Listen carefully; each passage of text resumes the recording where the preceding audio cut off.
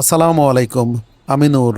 আশা করি যে যেখানে আছেন বেশ ভালো আছেন এবং সুস্থ আছেন। আজকে রান্না করছি মিক্সড ভেজিটেবল। সামনেই শীত আসছে, বাজারে প্রচুর পরিমাণে শীতের সবজি পাওয়া যাবে।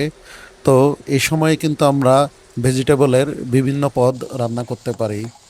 আজকের এই রান্নায় আমি ব্যবহার করেছি আলু, মিষ্টি কুমড়ো এবং কাঁচা পেঁপে।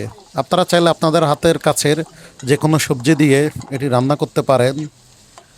আমি এই রান্নায় জিরার ফোড়ন ব্যবহার করেছি, এর পাশাপাশি শুকনো মরিচ দিয়েছি এবং ডিমের ব্যবহার করেছি। সবজি যখন সেদ্ধ হয়ে আসবে তখন আপনারা এতে কাঁচা ডিম দিয়ে ভালো মতো এটি মিক্স করে নেবেন। এছাড়া একটু ঘি যদি দেওয়া যায় তাহলে কিন্তু এটির স্বাদ এবং গন্ধ আরও বহুগুণে বেড়ে যায়। রান্না শেষ হওয়ার আগে ধনেপাতা দিতে কিন্তু একদমই ভুলবেন না।